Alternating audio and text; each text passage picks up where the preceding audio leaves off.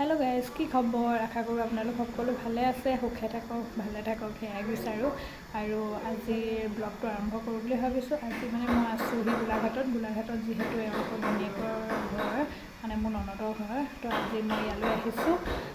তো ইহঁতৰ ঘৰত আছোঁহি অহা মেলাবোৰ দেখুৱাব নোৱাৰিলোঁ তো এতিয়া দেখাম। তাহাঁতৰ ঘৰত বহুত ফুল কৰে আৰু ফুলখিনিকে আপোনালোকক এবাৰ দেখুৱাওঁ বুলি ভাবিছোঁ। তো ভিডিঅ'টো সকলোকে চাই ল'ব। সিহঁতে ফুলখিনি খুব পৰিপাতি আৰু চিজিল কৰি ৰাখে, দেখিছেনে কিমান ধুনীয়াকৈ টাবত লগাই ৰাখিছে। একদম দেখিলে কিবা এটা মন ভাল লাগি যায়। সেয়ে ভাবিলোঁ ভিডিঅ'টো কৰি ৰাখোঁ, আপোনালোককো দেখুৱাওঁ লগতে। ইয়াৰ প্ৰায়বিলাক ফুলৰ নাম মই নাজানোৱেই, কিন্তু যিকেইটা জানো মই আপোনালোকক সেইকেইটা কৈ থ'ম বাৰু। এইটো হৈছে স্নেক প্লেণ্ট, এইবিলাক ইনডোৰ প্লেণ্টেই হয়। আৰু এই লতাটো দেখিছেনে, ইয়াৰ নামটো মই ভালকৈ নাজানো, কিন্তু আমাৰ ঘৰতো আছে। ইয়াত ধুনীয়া লাগিছে দেখিবলৈ, খুব ধুনীয়াকৈ লতা হৈ ওলমি আছে তললৈ। আচলতে ফুল ৰুলেই নহ'ব, তাত যতনো লাগিব, পানী দিয়া, সাৰ দিয়া, সেইবিলাক চোৱা চিতা কৰি ৰাখিব লাগিব।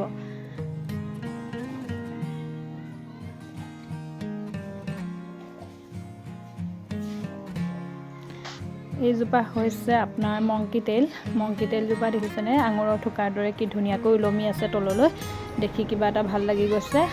আৰু ইয়াত বহুত ধৰণৰ মই দেখিলোঁ আপোনাৰ পাতাবাহাৰ, এজোপা দেখিছেনে, আৰু কেইবাজোপাও আছে। সেয়া আপোনালোকক ক'ম। এইজোপা হ'ল খ্ৰীষ্টমাছ ফ্লাৱাৰ, যিজোপা খ্ৰীষ্টমাছৰ সময়ত ফুলে, ইমান ধুনীয়াকৈ ৰঙা হৈ ফুলি আছে দেখিছেনে।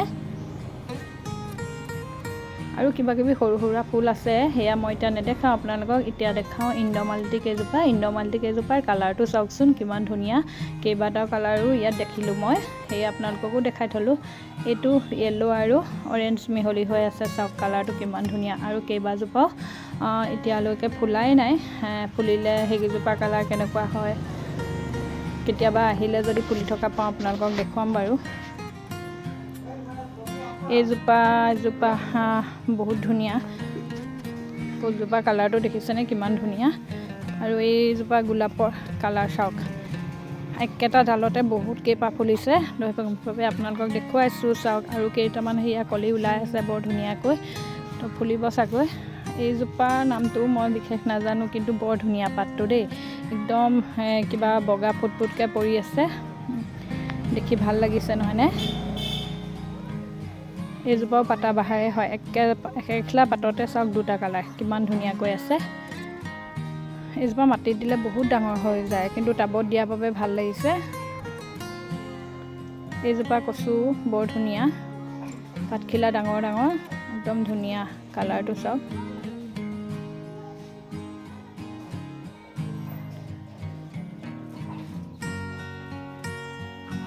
এইজোপা পাতাবাহাৰ চাওক, ডাঙৰ হৈ গৈছে, ভাল লাগিছে। যতন কৰিবলৈ সময়ো লাগে মানুহক, এইবিলাক যতন নকৰিলে ক'তনো ধুনীয়াকৈ হ'ব। আপোনাৰ সাৰ পানী সেইবিলাকতো লাগিবই। এইটো ফুলটো ধুনীয়া, এইটো ৰেড কালাৰ হয়, এইটো ডিচেম্বৰ মাহত এনেকুৱাতে ফুলে।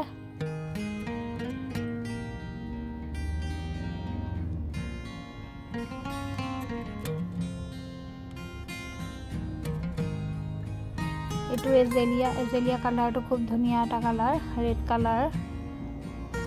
এইটো সৰু সৰু গোলাপ।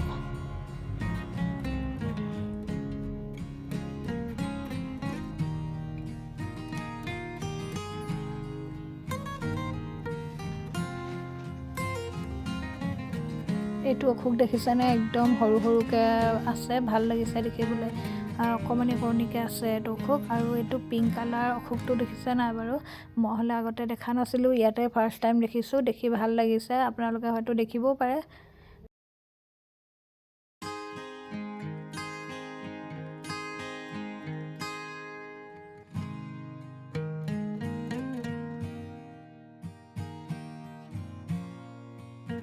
এন্থুৰিয়ামজোপা কালাৰটো চাওকচোন কিমান ধুনীয়া, পিংক কালাৰ, দেখিবলৈ কিমান মৰম লাগিছে নহয়নে।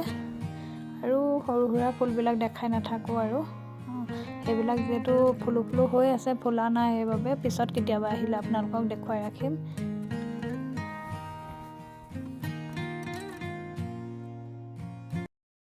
তো গাইজ মই আপোনালোকৰ ফুলখিনি দেখুৱালোঁ আৰু বিশেষ সিহঁতৰ ঘৰত ভিডিঅ' কৰি থকা নহ'লেই মানে মই কেইবাটা কাম লৈ পেলাই তালৈ গৈছিলোঁ, সেয়ে বাকীবিলাক ভিডিঅ' নকৰিলোঁ আৰু টাইমটো পটককৈ পাৰ হৈ গ'ল, ভিডিঅ' কৰিবলৈ সময়ে নহ'লে। তো এতিয়া ভাবিছোঁ আপোনালোকক সদায় মোৰ প্ৰায়বিলাক ব্লগতে আপোনালোকক ফুলবিলাক দেখাওঁৱে নহয়নে, আৰু এতিয়া ফুলৰ যতন আমি কেনেকৈ লওঁ তাৰ এটা সৰু টিপছ আপোনালোকক দিম বুলি ভাবিছোঁ। তো চাই যাওক ভিডিঅ'টো।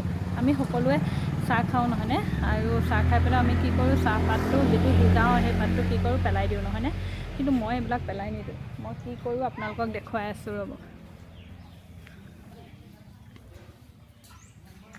এয়া দেখিছেনে, এই টেমাত এয়া চাহপাত আৰু ডিমৰ বাকলি, এইটো এটা মানে ফুলৰ সাৰ হয় জানেনে। এই ডিমৰ বাকলিবোৰ আমি পেলাই দিওঁ, চাহপাত পেলাই দিওঁ, কিন্তু মই এইবিলাক পেলাই নিদি কি কৰোঁ, এই টেমাটোত ৰাখি যাওঁ। ৰাখি গাখীৰ চাহৰ পাত হ'লে ভালদৰে ধুই লওঁ, তাত নহ'লে সোনকালে ভেঁকুৰ হৈ যাব পাৰে, আৰু ভেঁকুৰ থাকিলে কি হয়, আমাৰ ফুলবিলাক সোনকালে নষ্ট কৰি দিব পাৰে।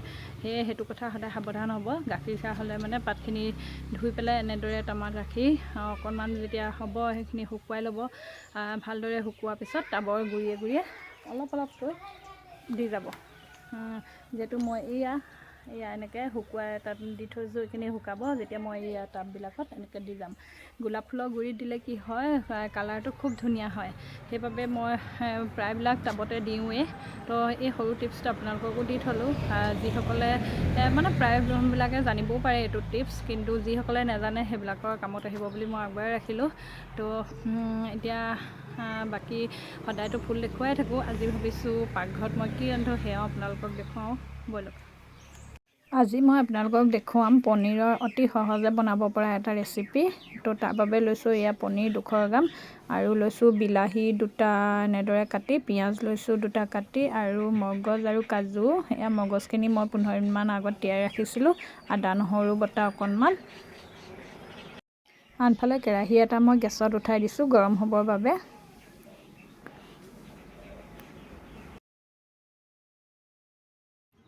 কেৰাহীখন গৰম হোৱাত মই ইয়াত দি দিছোঁ তেল মই ৰিফাইন তেল ব্যৱহাৰ কৰিছোঁ যিহেতু, আৰু তেলখিনি গৰম হোৱাত দি দিছোঁ কাটি ৰখা পিঁয়াজখিনি। এতিয়া এইখিনি মই অকণমান ভাজি ল'ম।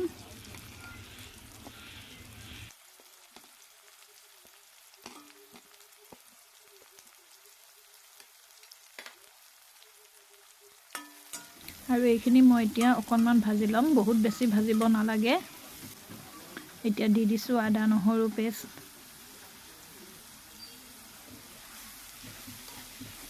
অলপ কেঁচা ভাৱটো গ'লেই হ'ব। ইয়াত এতিয়া দি দিম মই মগজ আৰু কাজু, আৰু এইখিনি অকণমান ভজা হোৱাত হ'লে মানে মই দি দিম বিলাহীখিনি, যিখিনি কাটি ৰাখিছিলোঁ সেয়া দি অলপমান ভাজি ল'ম। যিহেতু কেঁচা ভাৱটো আঁতৰি গ'লে মই গেছটো অফ কৰি ৰাখি দিম। এইখিনি প্ৰায় ভজা হৈ গৈছে, এতিয়া মই বিলাহীখিনি ইয়াত দি ল'ম।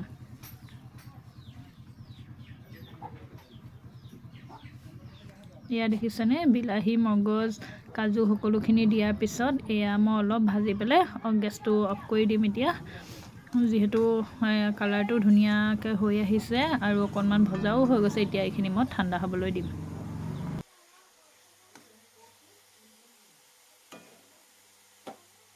এইখিনি ঠাণ্ডা হোৱাৰ পিছত মই এনেদৰে মিক্সাৰ বাতি এটা লৈ এইখিনিত খুব ধুনীয়াকৈ এটা পেষ্ট বনাই ল'ম।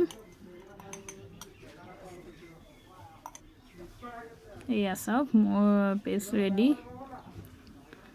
আৰু একেখন কেৰাহীকে মই পুনৰ গেছত তুলি দিছোঁ গৰম হ'বৰ বাবে।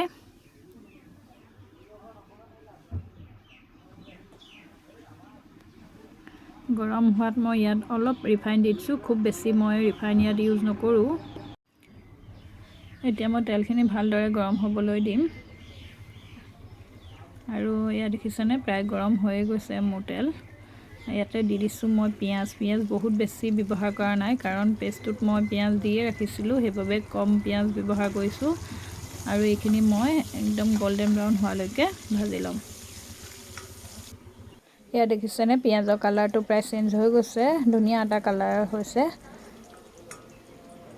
আৰু এতিয়া মই দি দিম সেই গ্ৰাইণ্ড কৰি ৰখা পেষ্টখিনি।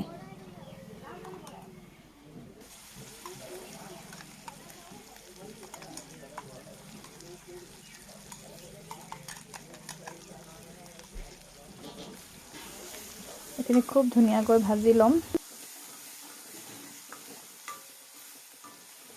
এইখিনি মোৰ প্ৰায় ভাজা হৈ গৈছে। এতিয়া মই মিক্সাৰ বাতিটোত যিখিনি লাগি থাকি গ'ল তাতে মই অলপ পানী দি আখলাই ইয়াত দি দিম।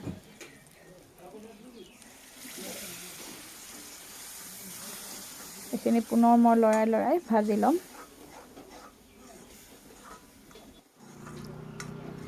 কালাৰটো চাওক কিমান ধুনীয়া হৈছে। মই এতিয়ালৈকে ইয়াত কোনো ধৰণৰ হালধি গুড়া আদি ব্যৱহাৰ কৰা নাই। বিলাহী দিয়াৰ বাবে কালাৰটো খুব ধুনীয়া হৈছে। বিলাহী নাথাকিলে অৱশ্যে আপোনালোকে টমেটো চচো ইয়াত ব্যৱহাৰ কৰিব পাৰে। দেখিছে কিনাৰৰ পৰা কিমান ধুনীয়াকৈ তেলটো ফুটি ওলাই আহিছে। আৰু এতিয়া দি দিছোঁ মই ইয়াতে সোৱাদ অনুযায়ী নিমখ। দি দিছোঁ অকণমান জিৰা গুড়ি, যিহেতু মই বেছিকৈ মছলা নাখাওঁ সেইবাবে অকণমানেই দিছোঁ।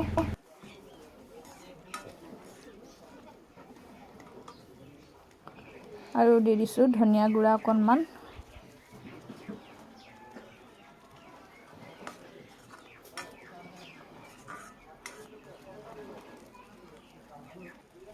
আৰু দি দিছোঁ কাশ্মীৰী মিৰ্চ, যিটো কালাৰৰ বাবে ব্যৱহাৰ কৰা হয়, সেয়া দি দিছোঁ।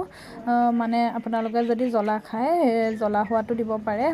আমাৰ ঘৰত যিহেতু সৰু ল'ৰা আছে সেইবাবে মই অকল কালাৰ হোৱাটোৱে দিছোঁ।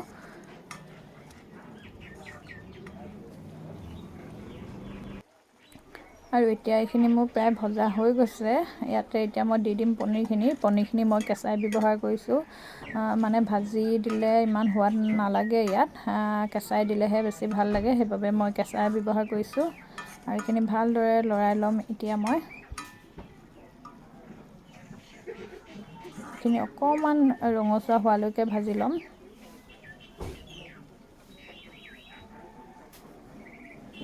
এইখিনি ভাজি হোৱাত মই ইয়াত দি দিছোঁ পানী। এতিয়া মই এইখিনি অকণমান উতল আহিবলৈ দি ল'ম।